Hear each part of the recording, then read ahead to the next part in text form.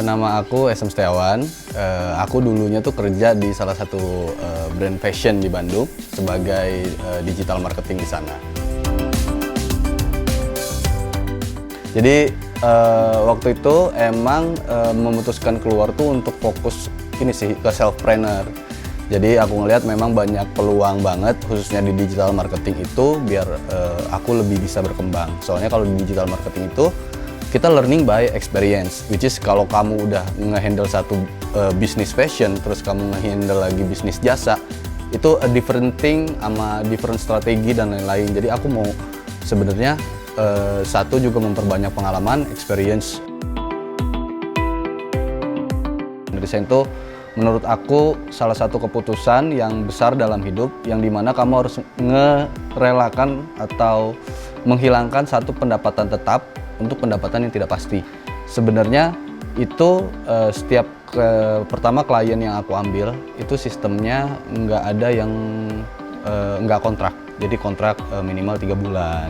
Kerjanya atau menjual jasa diri sendiri, aku lebih fleksibel ngatur waktu. Sehingga waktu-waktu yang bisa aku manfaatkan itu aku salurin buat bersama keluarga kecil aku yang baru gitu.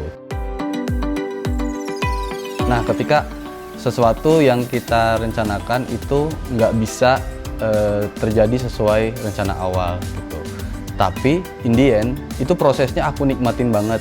Maksudnya aku tuh dulu emang mikir hidup tuh harus kayak game RPG ya, yang dimana kamu tuh ngeset to-do list dan kamu harus menyelesaikan to-do list itu.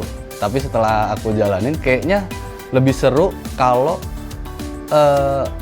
goals itu bukan jadi to-do list, karena kalau to-do list itu jadi beban, tapi prosesnya yang kita nikmatin. Tapi yang terpenting itu kamu juga punya investasi di diri sendiri, skill kamu.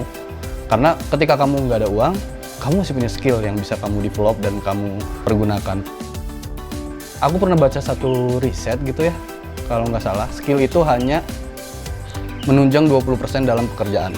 80% sisanya itu adalah tentang people, managing people atau networking. Kamu harus bayangin ketika kamu resign itu, the worst case-nya 6 bulan atau setahun ke depan itu kamu nggak punya pemasukan, itu gimana? Kedua, jadi ketika kamu resign, at least kamu udah punya tujuannya dulu gitu. Jadi kalau kamu punya tujuan, pasti akan ada jalan ketika kamu investment ke skill diri sendiri sama networking kamu bagus, itu sih. Yang rasakan sih sebenarnya lebih banyak ke waktu luang ya, waktu luang yang bisa aku salurin ke hobi-hobiku gitu. Aku bisa merasakan kebahagiaan dengan jalan-jalan sama istri, ngobrol sama keluarga, walaupun sebenarnya ya sambil bikin konten juga. Tapi setelah resign aku ngerasa validasi itu nggak penting karena aku nikmatin sih prosesnya gitu. Jadi aku suka traveling, jadi suka olahraga walaupun cupu olahraganya, tapi ya udah gitu sih.